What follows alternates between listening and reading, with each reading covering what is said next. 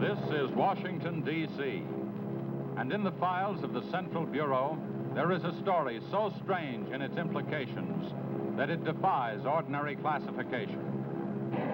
It is the story of a handful of people who, in the course of one desperate night, held back a wave of panic and pandemonium. It began after sundown, time 7:15. As Flight A, Coast Patrol from Travis Field, was returning to base. When the nightly Air Force transport pointed north toward Japan via the Great Circle route. While at sea, the Navy and Coast Guard maintained their usual round-the-clock vigil. And from the equator to the Arctic, the radar network swept the skies with eyes that never sleep. Time 7:19. An unidentified object was picked up 200 miles southwest of Point Barrow, Alaska. 7:27. Unidentified object confirmed at Fairbanks, Alaska. Heading south-southeast, 170 degrees. Height, 75,000 feet. Estimated speed, 5,000 miles per hour. White warning. 7:39. Unidentified object 200 miles due west of Vancouver, British Columbia. Course 170 degrees. Height 60,000 feet. Estimated speed down to 3,600 miles per hour. Yellow warning. 7:54. First interceptor flight airborne. Point of interception, 80 miles due west of San Francisco, California. 7:55. Unidentified object past point of interception. Red warning. 8:11. Morro Bay, California. Height, 50,000 feet.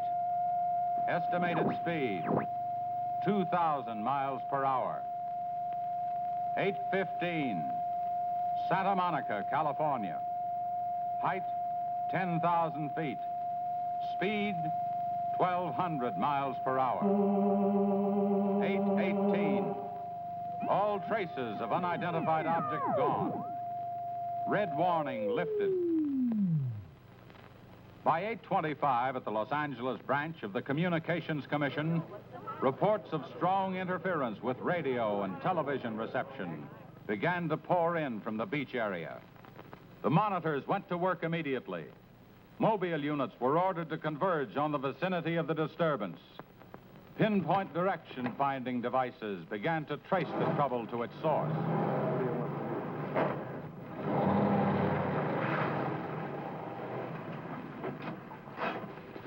This is Mobile 1, Hazen speaking. We're at Ocean and Beacon Way. Interference strength 2. Bearing 27 degrees. Over. Mobile 1 from center. Roger. Over. Mobile Center from Mobile 7. Over. Go ahead, Mobile 7. This is Mobile 7. With Pacific Center and Beach 4. Interference strength 3. Bearing 39 degrees. Over. This is Mobile Center. Roger. Stand by. Mobile 1 and Mobile 7. From Mobile Center, point of interception estimated 3 miles north of surf. Repeat, 3 miles north of surf. Acknowledge. This is Mobile 7. Roger. Mobile 1, Roger. Mobile 7. Roger. We're going out. Okay, Charlie, let's get moving.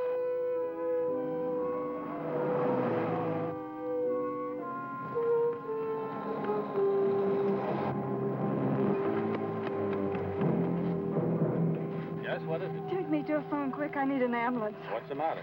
My husband and Pete out there in the picnic grounds just above the beach. They've been hurt. Well, this is a communications car. I'll phone it in from here. I'm Mobile 1 to Central, over. Did you make that out, Charlie? Not a word. I'm Mobile 1 to Central. I can't reach you. Repeat. They must be getting us all right. I'm Mobile 1 to Central.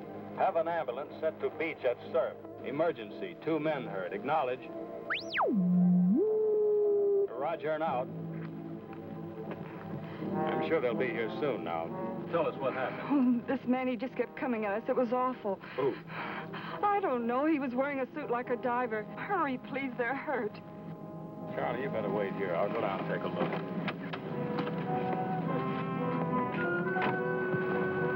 The young woman's hysteria became obvious as they reached the picnic grounds at the beach.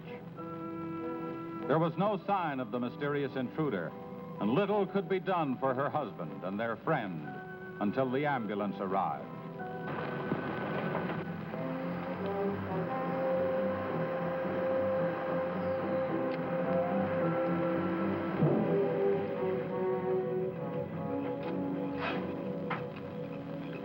Hi, fellas. How are you doing?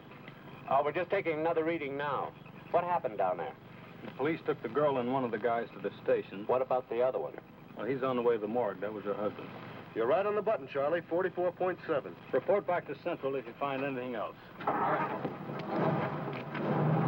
Charlie, grab that portable and check the beach, will you? Got it right here. I'll pick you up right here in about an hour. Where are you going? Police asked me to drop by the station, sign a report. I'll see you later. If you don't, you know where to look for the body.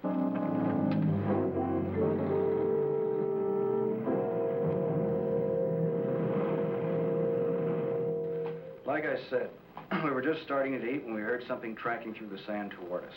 I looked up and couldn't see anything. Then Betty screamed. At what? I thought you couldn't see anything.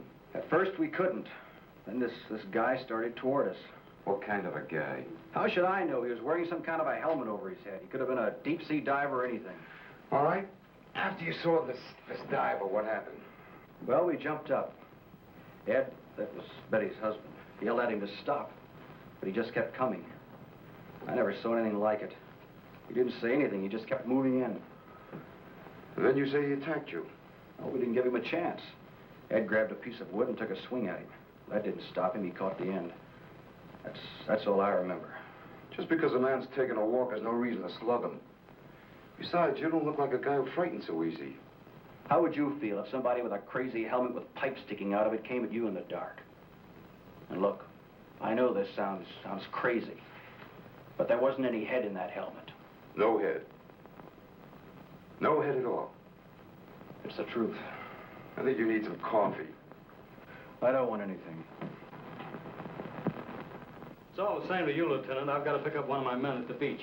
Okay, thanks for coming down, Hazen. Hope I didn't put you out. No trouble. So long. You too. All right, let's start at the beginning. How well did you know the dead man? And his wife? Betty and I went to school together. I knew Ed a year. How long were they married? About a year. Wasn't her husband a little older than she? I don't know. But you said you and Mrs. Evans went to school together. And you never discussed anything personal with her? She did mention he was older, yes. How much? 15, 20 years.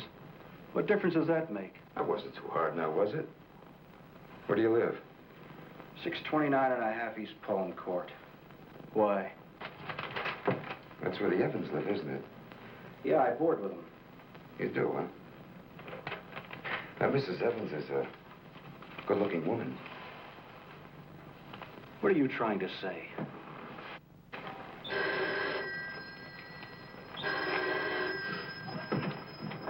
Lieutenant Bowers. Where? Yeah, I got it. I'll leave right away. Bit on a murder. Near the beach. Keep an eye on this guy until I get back. What are you? You'll stay right where you are. At least until Mrs. Evans feels well enough to talk. What do you want from her? Oh, I just want to see if your story checks with hers. After all, you went to school together, remember?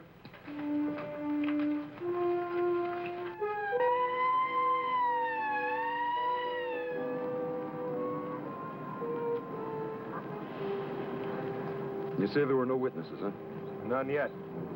Anything missing? I don't think so. The cash register wasn't touched. Get a breakdown of the inventory as soon as you can. What about fingerprints?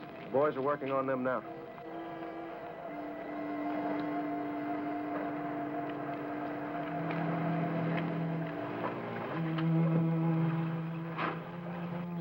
late. What kept you so long? The lieutenant asked me to hang around a while.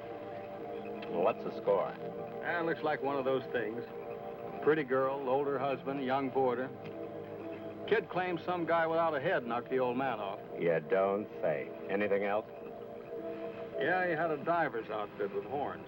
No. He's going to have to do better than that. How are we doing? I took a reading about 10 minutes ago.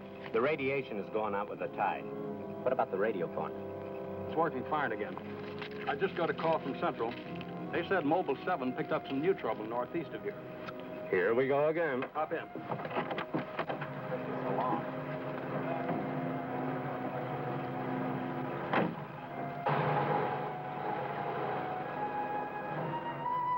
Who reported this murder?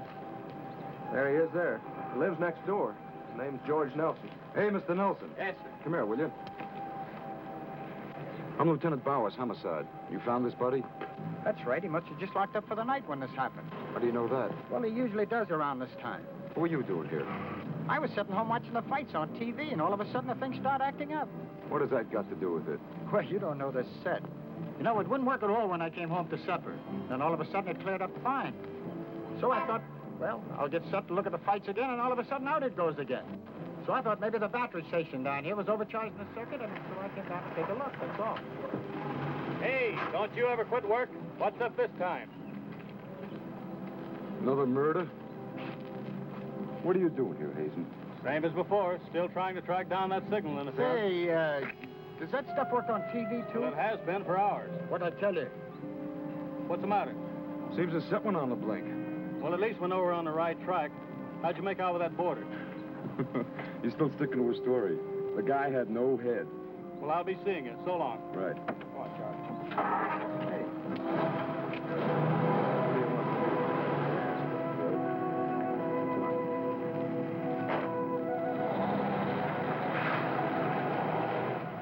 And so the communications team resumed its mission to track the mysterious interference to its source. Via accurate readings taken at regular intervals by stationary and mobile units, it was determined that the disturbance was moving in a northeasterly direction. By 10:34, Mobile Center had pinpointed the disturbance at the edge of the Huntington oil fields. Units 1 and 7 were instructed to close in.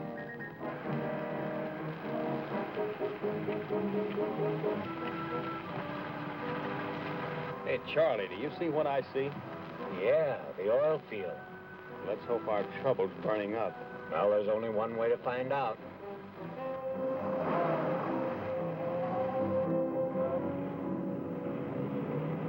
Look, Sarge.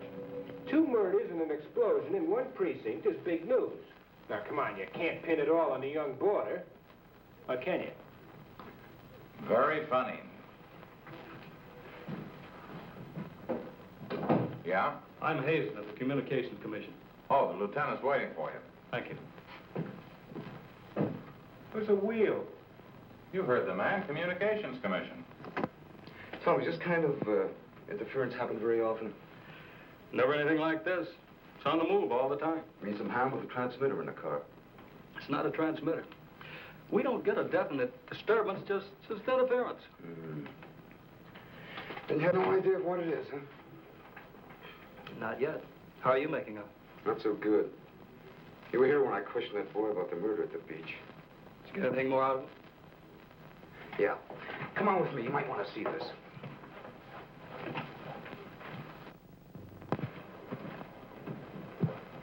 Ah, I see you're just about done. Thanks, you can go now.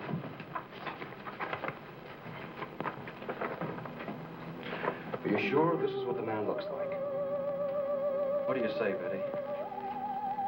Well, just about, only I think the tubes were a little lower down. And you still insist there was no head inside the helmet? I'm positive there wasn't. What about you? Well, it was dark. I couldn't swear to it. Thanks, that'll be all. You mean we can go now? Yeah, for the time being. Just stick close to home. I may want to see you again tomorrow.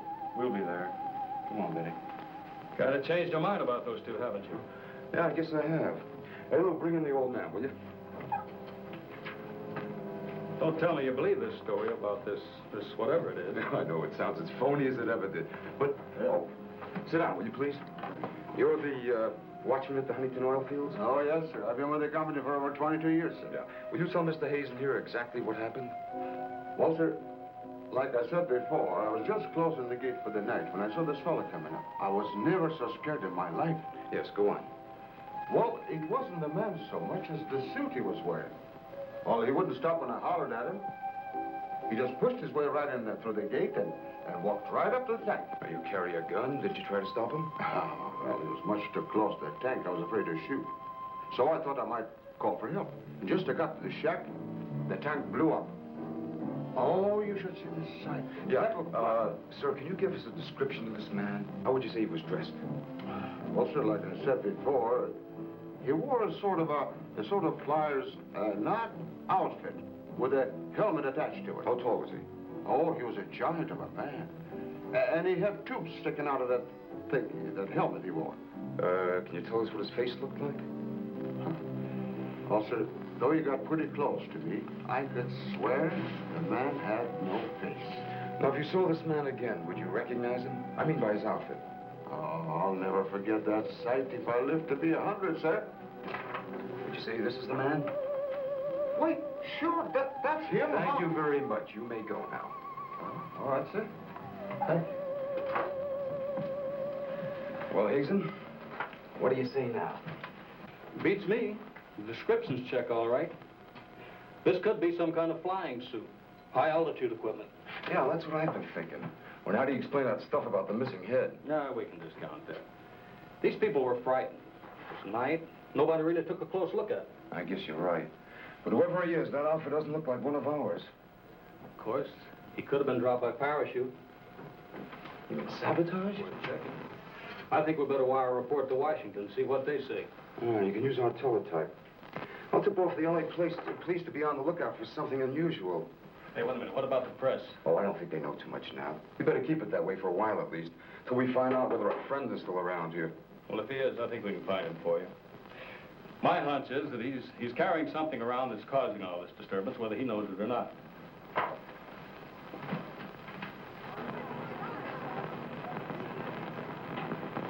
Yeah.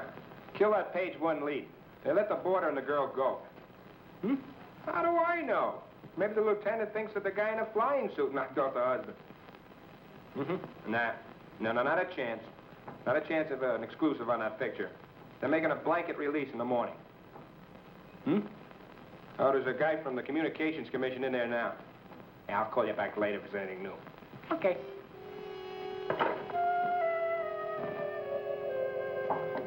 Come in. Sorry to interrupt you, Lieutenant. Yeah, what is it, Jim? There's a teletype cam for you. Oh, thanks, Jim. We're waiting for it. That was fast. Well, here's our answer. Looks like they never sleep in Washington. Says to contact a Major Andrews, care of Dr. Wyatt, director of the Griffith Institute. Hey, it's kind of late. Maybe I'll give him a call. While you're at it, I'll go out the car and check in with Central. Okay.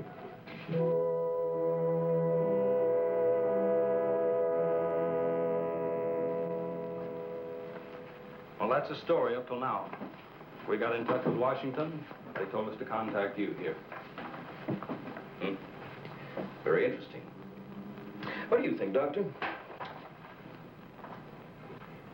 When I see something like this, I understand why you gentlemen might have thought sabotage was involved. Lieutenant, are you sure there were no traces of this saboteur, this X-man, found after the explosion in the oil field? Fire department went over every inch of the area. Didn't come up with a thing. Well, then there's a strong possibility that he might have perished in the explosion itself. I doubt that. We're pretty well convinced this man is carrying something that's responsible for all the signal interference. According to the last report I got, there was a definite disturbance about 3 miles east of the oil fields, sometime after the explosion. Well, then if he's alive, you should be able to keep an accurate check of his whereabouts. Not that easy. As a matter of fact, we lost contact about 3/4 of an hour ago. Maybe he realized you were trailing him and got rid of whatever he had that was causing the disturbance. In that case, there's nothing much my department can do to help you. I guess it's up to us. Unless you have some suggestions. Well, let me think out loud for a minute. It might just be that what we've been talking about so far, and this phantom, as we'll call him, ties in with what the doctor and I have been discussing. That is very possible. I don't know whether you know it or not, but somewhere around 7:30 this evening, our radar networks picked up an unidentified object off Point Barrow, Alaska. They traced it clear down to Santa Monica before they lost it. Santa Monica? That's where we first picked up our radio interference. Yeah, right at the scene of the murder. Well, then, if all these things tally up, we've got some idea of how our man got here. You mean that he came in some plane? In that case, somebody would have seen it land and take off again. Or did it crash? No. No, we don't think it was a plane. No rocket or jet that has been built so far can attain the speeds of 5,000 miles an hour, particularly for such a great distance. And maybe we're on the wrong track altogether. Couldn't your unidentified object have been a meteor? They travel at a terrific speed. Yes, fast enough for most of them to burn themselves out the moment they hit the Earth's atmosphere. And did it occur to you that meteors are not very likely to travel horizontally, all the way from the North Pole to California? Well, if it wasn't a meteor, or a flying missile of some type, how do you figure this phantom ties in? We're not sure that he does. I don't care what you say, but it doesn't make sense to me. Anybody trained in sabotage would stay undercover. This guy's walking around in a monkey suit, killing people. Excuse me, Dr. Wyatt. Is there a Lieutenant Bowers in here? Oh, yes. What is it, miss? There's a Mr. Wakeman from the Chronicle here to see you. Wakeman here? Now, what does he want? Well, there's only one way to find out. Before you go, Lieutenant, I don't believe you have met my assistant, Barbara Randall. Well, hello. Hello.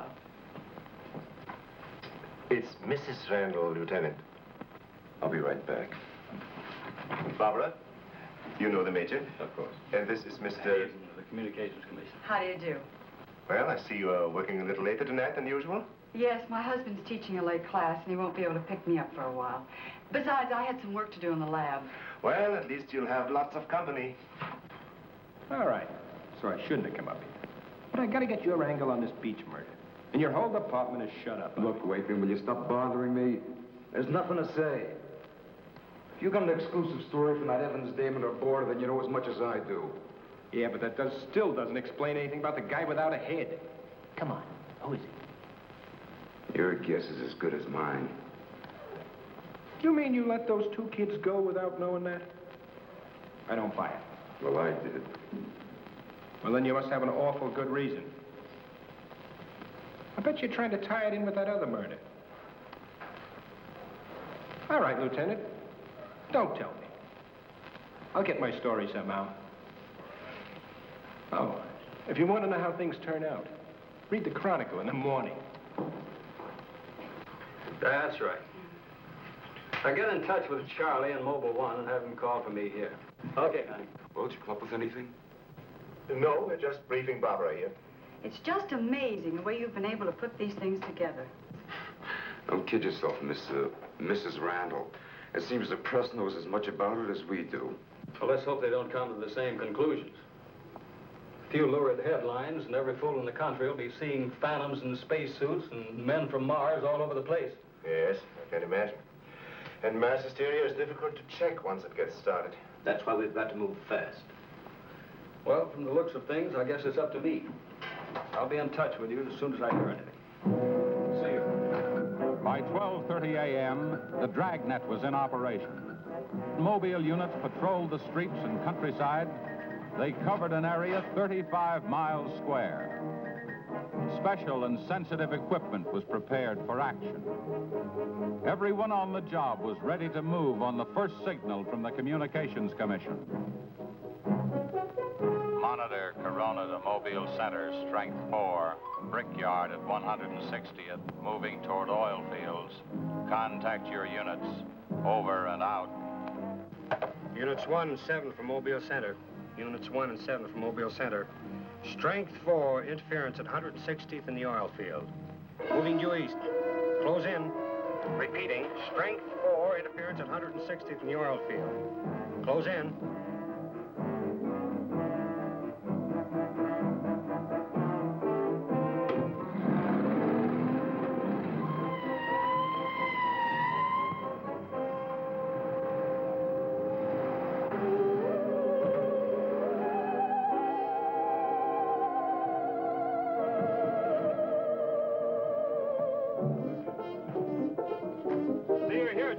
just got here, trying to set this up. What gives, Hazen? It's in this area, all right. I brought the Geiger counter. Thank you, Doctor. Why don't walk over those oil fields? Well, it doesn't register as far as the oil field. I think we'll do better if we split up, man. Right, Lieutenant. You two go that way. Lieutenant, out here. Vince. Joe, you follow him. Come on, Doctor. And you? Oh, forget it.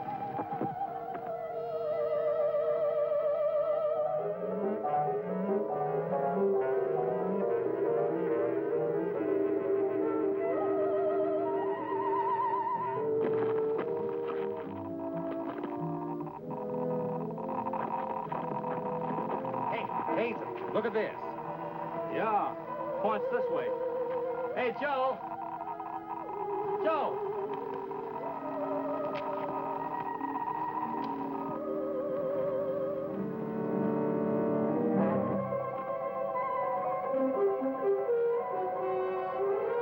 Hazen. Hey, Hazen. 603. Going strong. That's it, Doctor.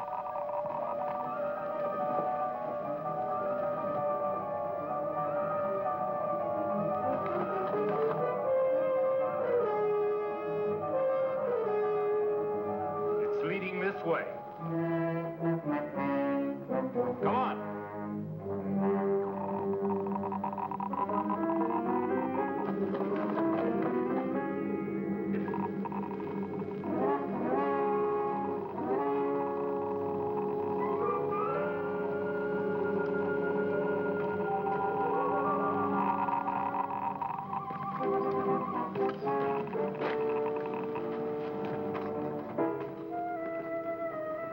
It's this way. Come on.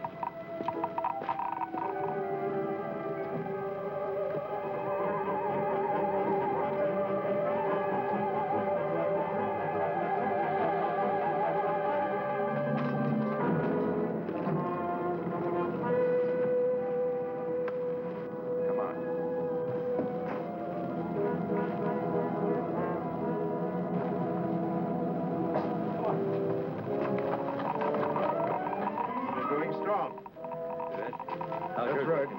Checks with me. Sure does. He's here. We saw him. There he goes. Come on! Chris. Gotta be around here somewhere. Yeah, we gotta get on the roof. Vince, go get a ladder. Look out! Let's cut him off! Come on. Around here.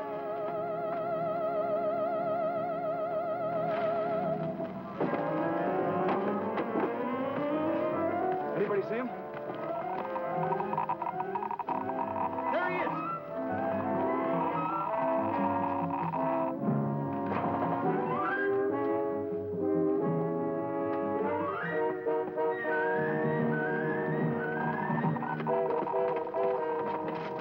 Cut him now. We'll give you 10 seconds to come out of there, starting now. 1, 2, 3, 4, 5, 6, 7, 8, 9, 10. We're going in. Help you guys cover the door. Come on.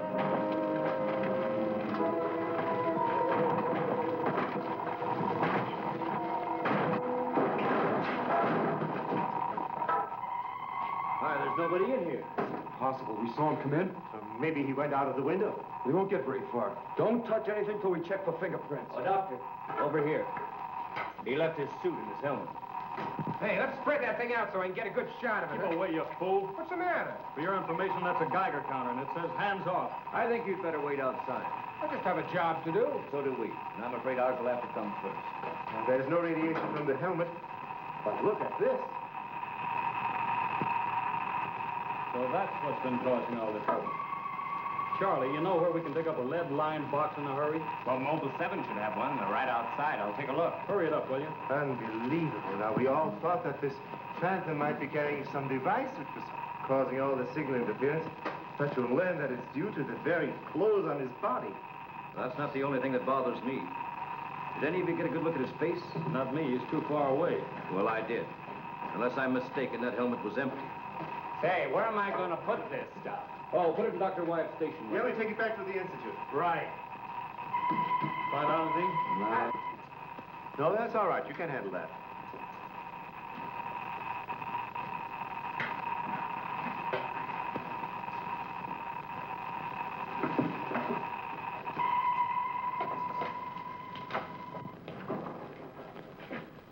Any luck? Not a sign of him. The boys are still searching the grounds. For what? Nobody knows what he looks like without that outfit. I'll bet on that, Major. Reporter got a flash picture of him, and I just happened to borrow that film. It's on its way to headquarters right now to be developed. Good. Send us a print as soon as you can. Sure. Lieutenant, are you sure you don't want to come with us? We want to make a few tests at the lab. I'd like to, Doctor.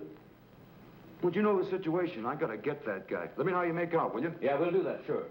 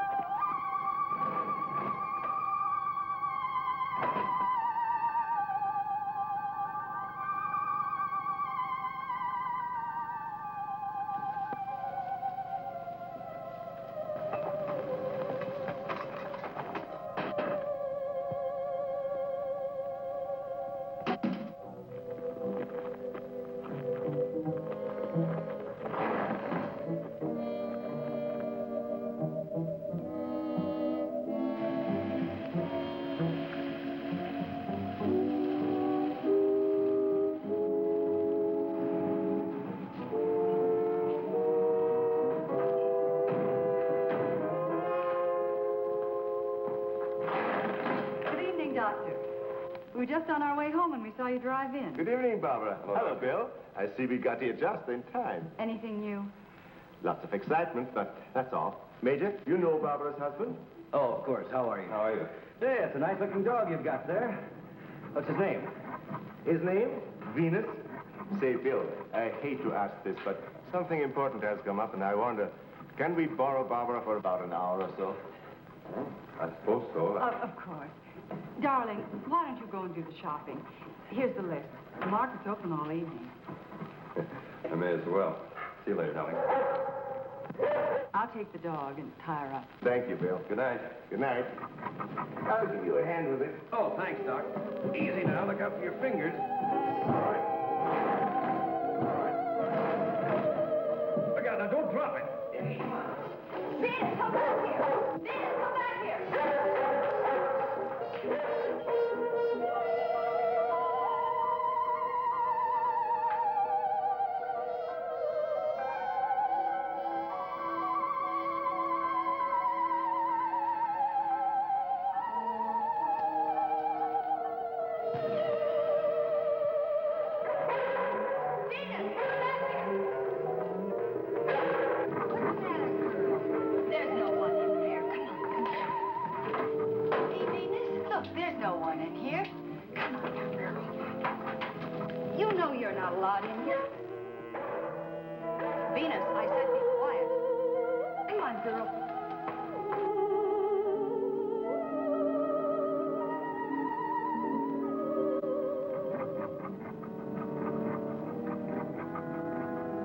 Now, you stay right here, Venus, and I don't want to hear one sound of it.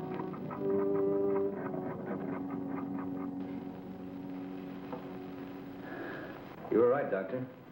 There are no fingerprints anywhere. What's all this? Hey, don't touch anything. You better put some gloves on. Our friend, Mr. X, left this suit at the oil refinery. You mean you were that close to him and you didn't catch him? I'm afraid so. That's up to the police now. Hand me those shears. I want to cut off this material to work with it.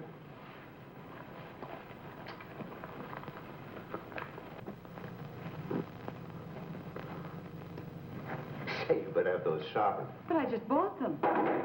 Well, Here, try this knife.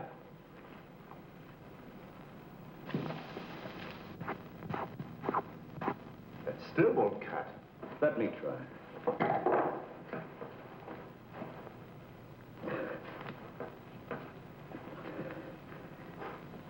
This stuff is tougher than nylon. Why don't I try it over a Bunsen burner?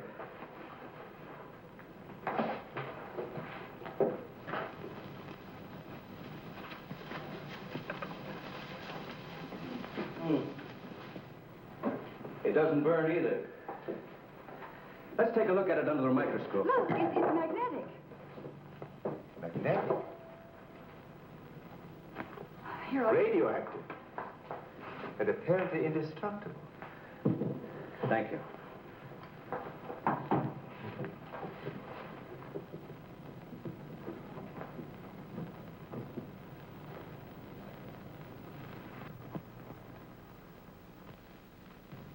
What's the matter? You tell me.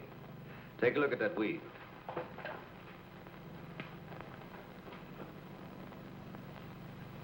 What weed? There is none. This material is one solid mass. May I see it?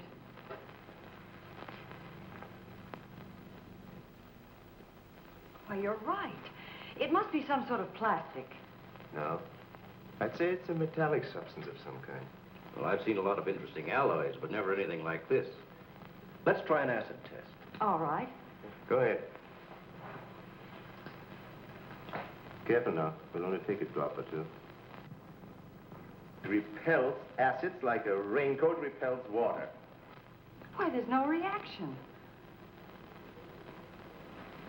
Well, Major, this looks as though we were going to be here for a long time.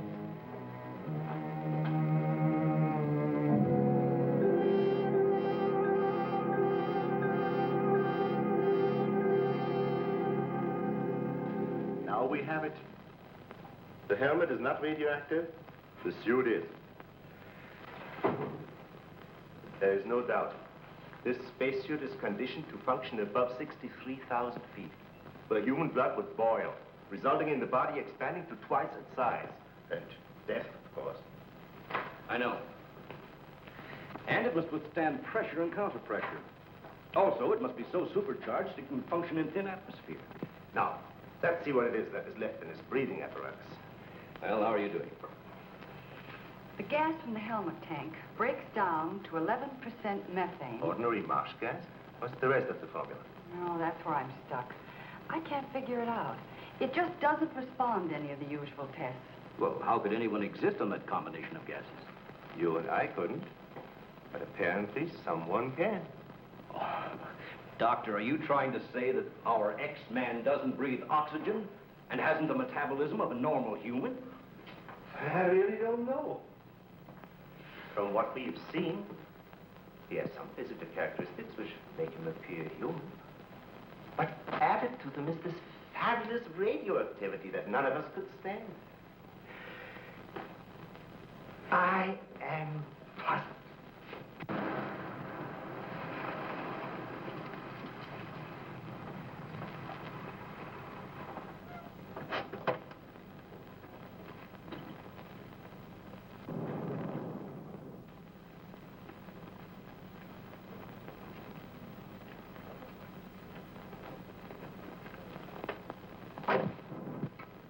I think the answer lies right here in this helmet.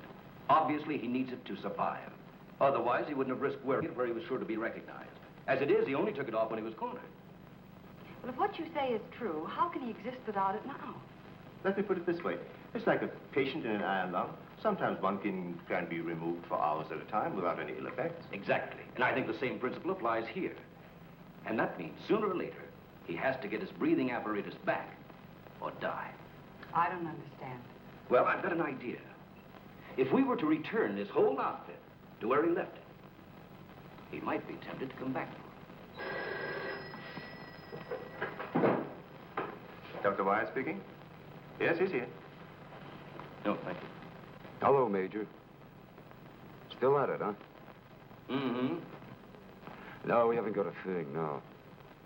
The picture? Yeah, hold on. He says the picture the reporter took of our man didn't come out. I was afraid of something like that. The radioactivity must have burned the emulsion. Hello. No. No, we didn't find any fingerprints at all in his clothes. Did you find any? Oh, too bad. Hello? Will you wait there, please? We don't know what to make of this either. Have you heard from the communication boys yet? Well, let's hope they turn up with something. Major, excuse me. Hold on a second. Yes? It's Mr. Wakeman of the Chronicle. He insists upon seeing you. He does? Where is he? I told him to wait in the lobby. Good. Hello? And it's our friend from the press is here.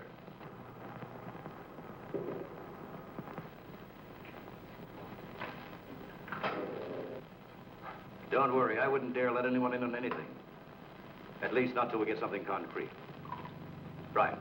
All right, I'll see you later. Well, I guess I'd better see this newspaper man.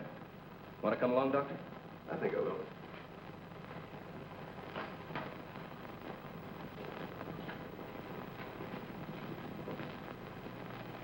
Oh, hello. Remember me? Certainly, yes. A nice lot of gadgets you got here. We think so. What's on your mind? Well, I was wondering if you might let me take a couple of pictures of that suit you brought up here. I'm sorry, we can't do that. Oh. Well, now, look, I got a wonderful picture of the guy running in the shack, and the lieutenant stuck his nose in my business, and what do I get? A blank.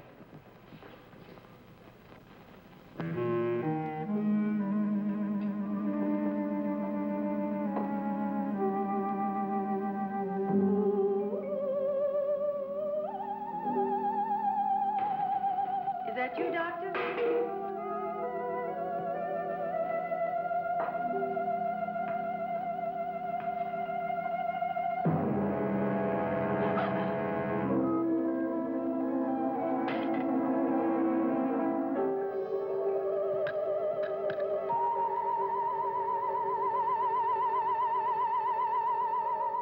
Well, you must have some lead on this guy, otherwise you wouldn't have brought that suit up here. Well, let's just say we were curious.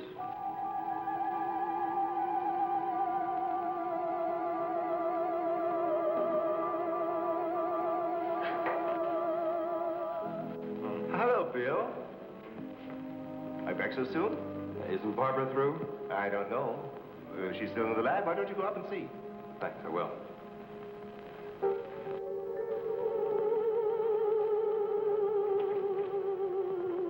Barbara? Barbara, are you in there? Bill, listen to me. I'm not alone. Someone is in here with me. I can't see him. He locked the door and has the key. I'll break the door down. No, Bill, don't, please. You better get help. You mean I've come all the way up here for nothing? I'm afraid so. Good night. Yes. Good night, Mr. Wakeman. Good night.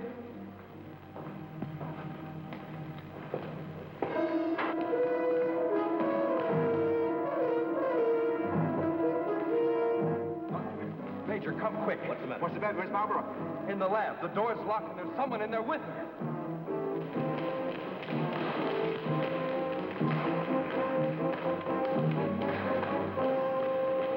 I thought you said the door was locked. It was. She's gone. Oh, cover the main entrance. That's the only way anybody could leave. I will. Well, in that case, we would have seen her on our way up. Well, then she must still be in the building. We'd better split up. I'll take the roof. Barbara! Barbara! Barbara! Barbara!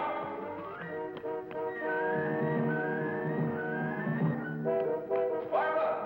Barbara! Where are you? Barbara!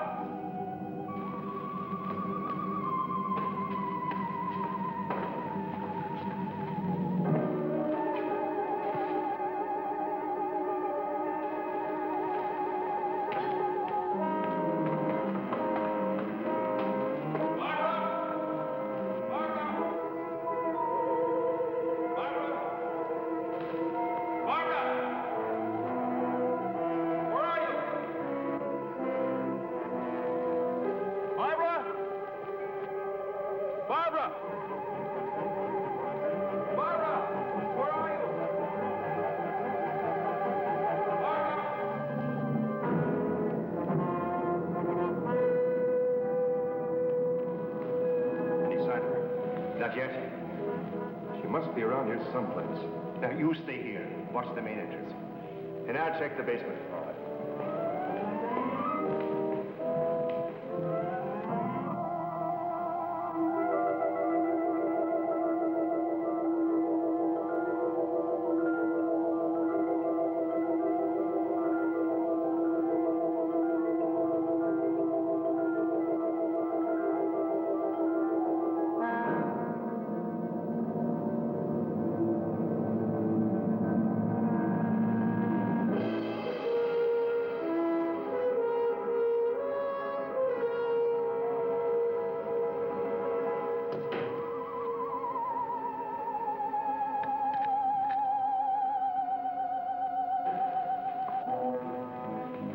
He's not up there. Where's the doctor? He went down to the basement. Here he comes. You didn't find her? No. I'd better call the police. But there's no telling what could happen to her in the meantime. No, take it easy. We're doing the best we can. But she said she was locked in, and she couldn't see who did it. Can you explain that? No, not yet.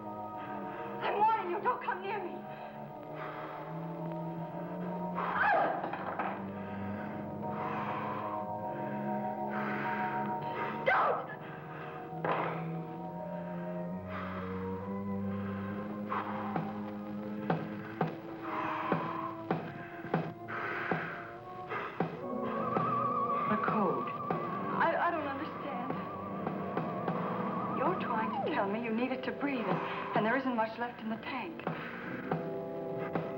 1, 1, 2, 1, 1, 2, 3.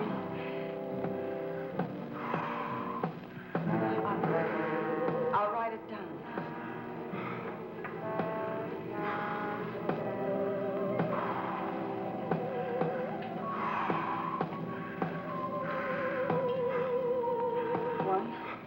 One, 2. 1, 2, 3.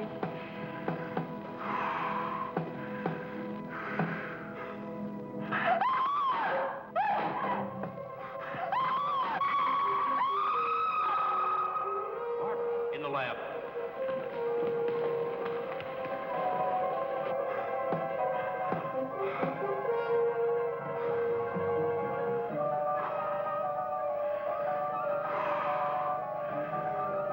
No, please don't. She's in there. Barbara! I can see his head from the ultraviolet lens. Ultraviolet cinema, I'm sure it's over. Darling, are you all right? I think so. I'm looking for him. I just saw him, so he must be in here.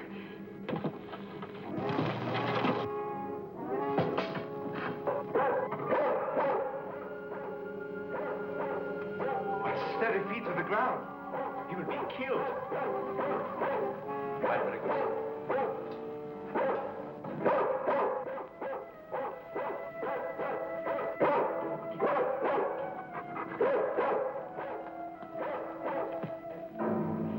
It was frightening. I couldn't see him. I didn't know what to do. Come here. Quick. Disintegrating. This is amazing.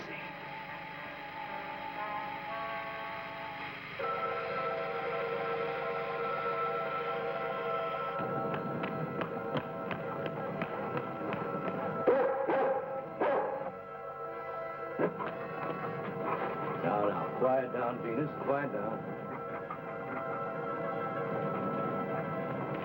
Down.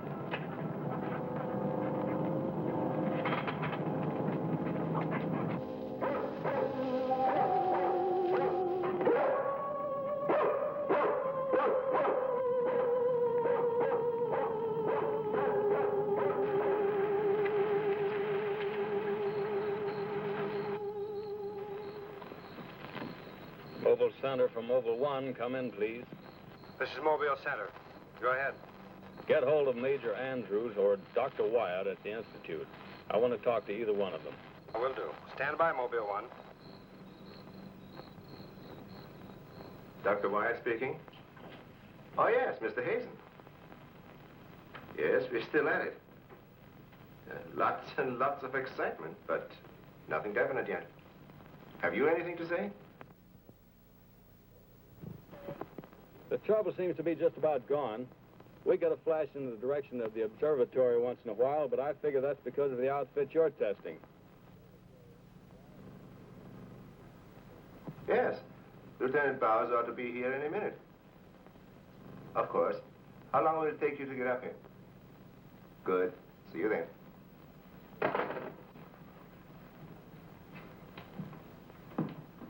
Thank you, gentlemen. Put it down here, please. Barbara, putting that cord in over there. Now you're going to see... I have to resort to ultraviolet light in order to show you what little there is left of the spacesuit. As you can see, it has reduced itself to this liquid, and it is in an evaporating stage.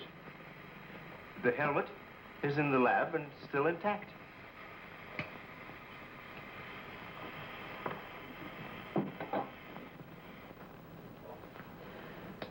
This is amazing. All the radiation in this suit would, well, it'd be fatal to a normal human being wearing it. Of course. And furthermore, our respiratory system could never simulate gases such as we have found in that breathing device. Well, then we have to assume our so-called X-Man carried his own atmosphere with him. Excuse me, but as a matter of curiosity, why do we refer to this thing as a him? I thought it was invisible. Under normal conditions, yes. Yet, Mrs. Randall did see the imprint of a large foot and a masculine hand under ultraviolet light. How do you explain that? I don't know, but the human body is composed of various elements with a carbon base. Like coal? Yes. Now, suppose we maintain the same chemical composition in the body of the X-Man, but substitute silica for carbon. Silica, that's glass. Exactly. Now, it is possible that the body with such a base, if it were subjected to an atmosphere foreign to its origin, might appear invisible to our eyes. Are you trying to say, Doctor, that we're not dealing with a human being? I didn't say that. On the contrary, all the evidence points in the opposite direction. Toward a superhuman with an intelligence far superior to our own. How can you tell? First of all, Mrs. Randall saw that he has a hand with digits like our own fingers and a thumb opposing. That alone is a sign of intelligence. And he comes from a civilization that has developed adequate space transportation to enable him to travel to Earth. We have nothing yet that can reach even another planet in our own solar system. That could account for the unidentified objects picked up by radar a few hours ago. My theory is that the spaceship, or whatever it was that he came in, operated on the principle of magnetic rather than atomic propulsion, and that somewhere in the outer limits met with a condition where the Earth's gravity pulled it down and it fell into the ocean, and that he managed to save his life and reach shore. You really can pick up any type of communications interference, no matter how weak the signal may be. Sure thing. We were on his trail from the minute he left the beach. I never knew you carried such sensitive instruments in your car.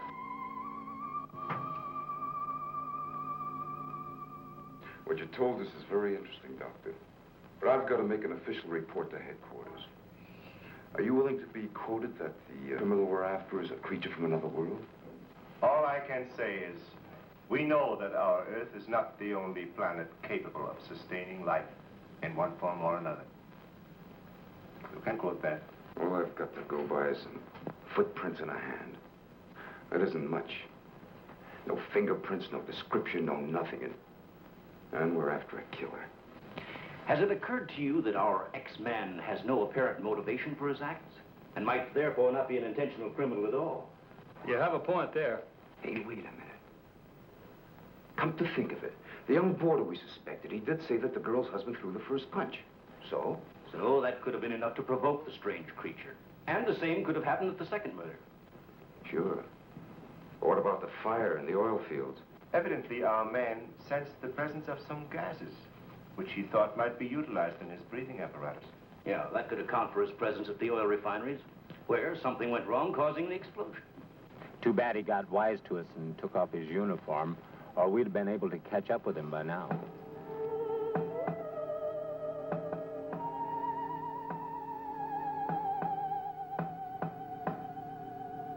No, he didn't utter a word. But I'm convinced he was trying to convey a message to me. He kept tapping out a code. I wrote it down. Let me see that, please. Doesn't make sense. Well, it may be based on some mathematical system we know nothing about.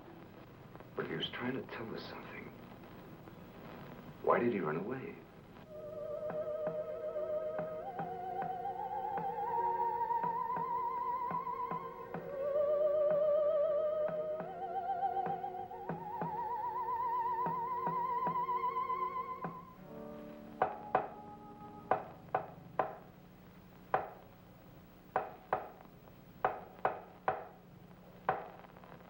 What do you think of that? Hell, Hazen must be crazy sending out stuff like that. I guess so. Why don't you try and get a hold of him? Yeah. Mobile 1 from Mobile Center. Come in, please. Mobile 1 from Mobile Center. Come in, please. Mobile 1 from Mobile Center. Come in, please. Hey, that's Central calling.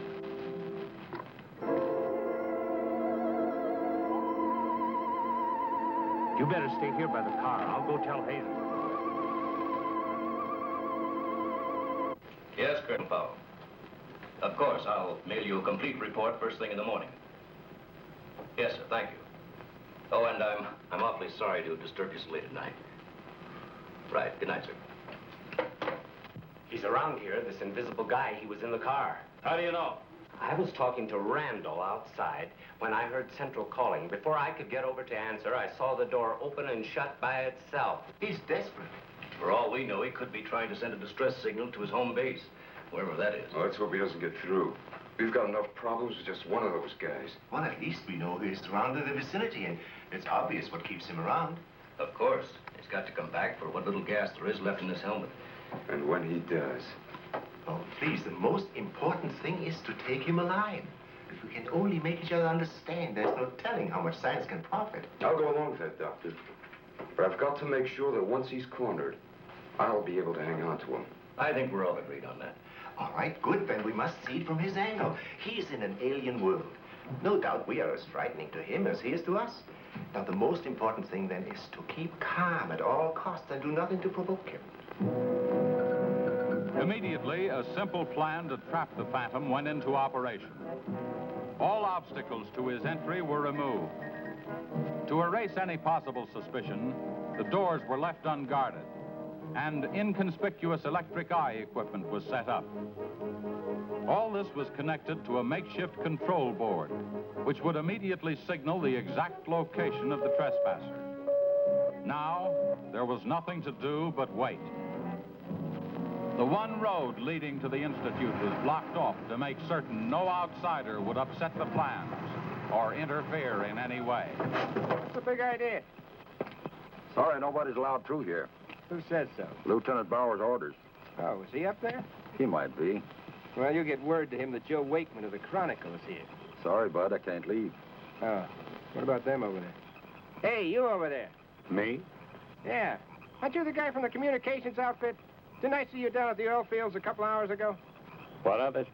You got anything to do with this? Well, you'll have to ask Lieutenant Bowers about that. How can I if he won't see me? That's a good question.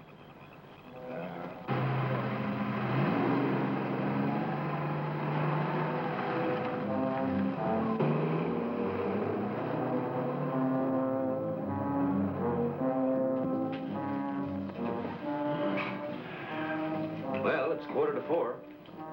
Sure taking his time. Time is cheap. Yeah, well, how long can you sit on the edge of your chair like this? Oh, dear, if we have to. I only hope this mechanism works. It will, unless he flies in between the wires. I wouldn't take any bets that he can't.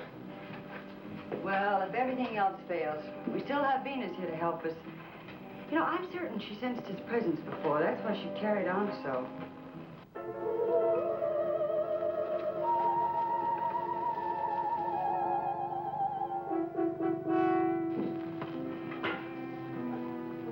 What's the matter, Lieutenant? Is this thing getting you? Oh, no. I'm just thinking about public reaction to all this. I'd give something to the press by morning.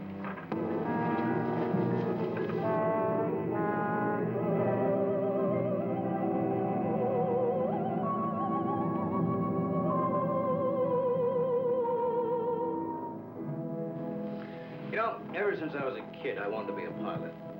Then after I got my wings and had 75 missions, I thought I'd seen everything. Now, after all this, I know I haven't seen anything. He's here. The back entrance. Let's head him off. Remember, now, take it easy. Don't splash.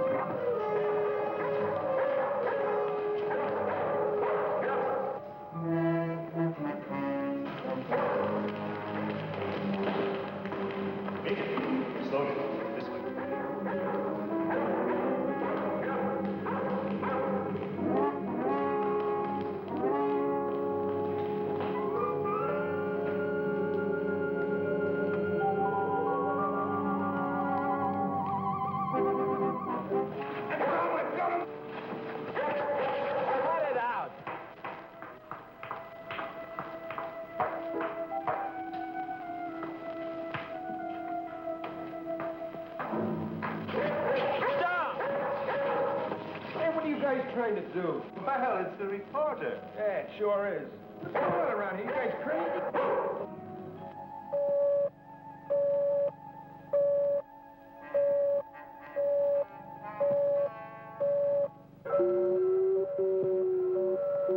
How'd you get in here?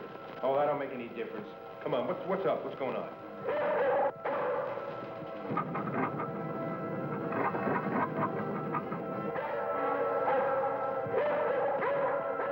All right, Lieutenant, you better tell him. I'll reset the wires.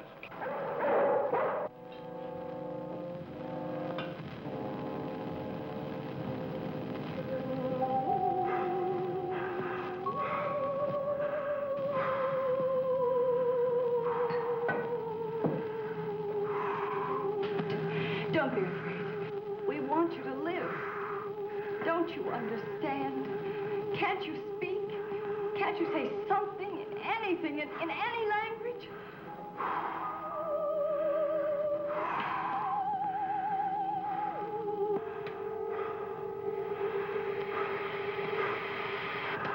Listen, everybody. He's in the lab with me now. He's in the lab with me now. Venus, be quiet. The door is unlocked. Hurry, he's having trouble breathing. I don't think he can last much longer. And please, don't let Venus get at him. And walk in quietly. Quiet, Venus.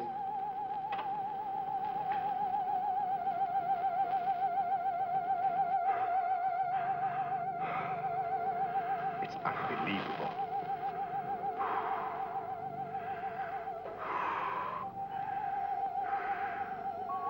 You see, there's nothing to be afraid of. Nobody wants to hurt you. I've tried to reason with him. I feel he understands, but he can't speak. Wait a minute, I'll try his code. I think I remember it right.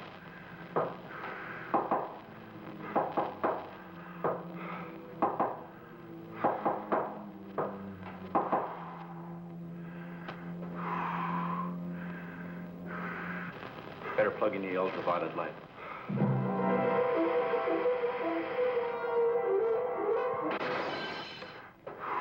Fool, you scared him.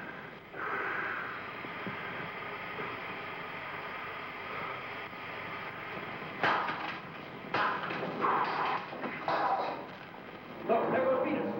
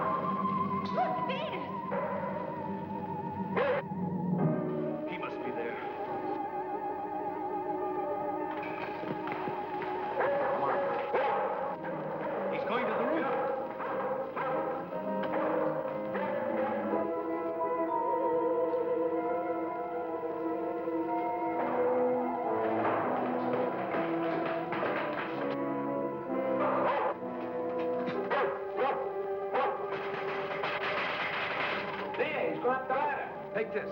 I'm going after you.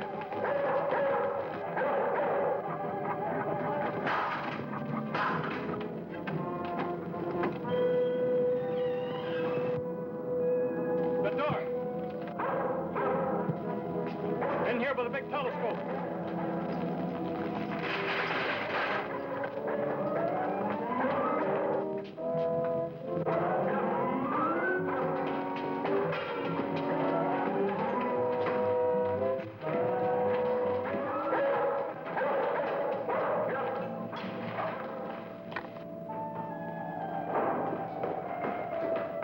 Close the dome.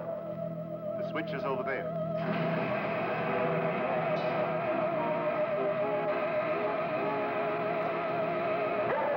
Smoke senses something. Quiet, Venus. Well, if he's in here, he'll never get out now. Door is closed. This is what I've been waiting for. Please, Lieutenant. This is our last chance. We have to take him alive. Plug in the lamps. There's an outlet here.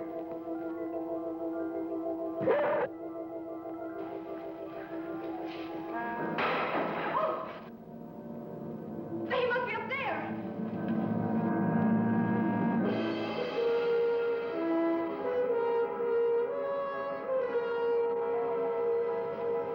His whole body's gone. If I hadn't seen this with my own eyes. What do we do now? Stand back.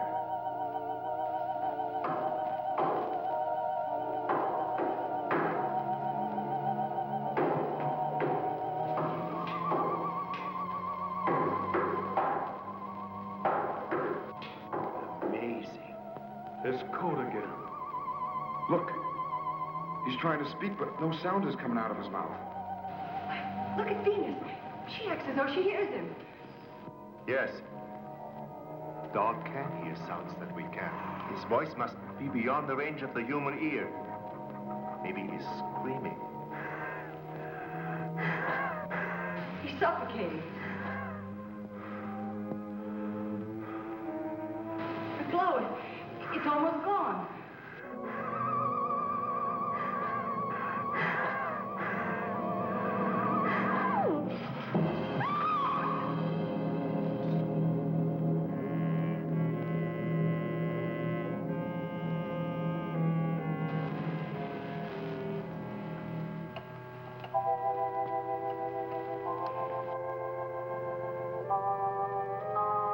We won't need these lights anymore. In death, he has become visible as a normal body.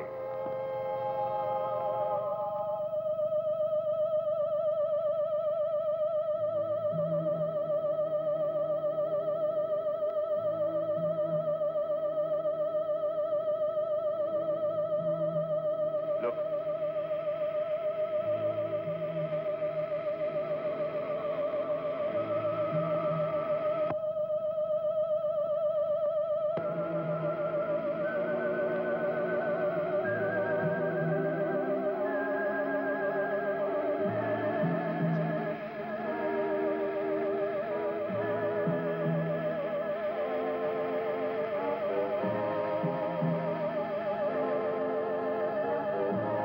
He is evaporating.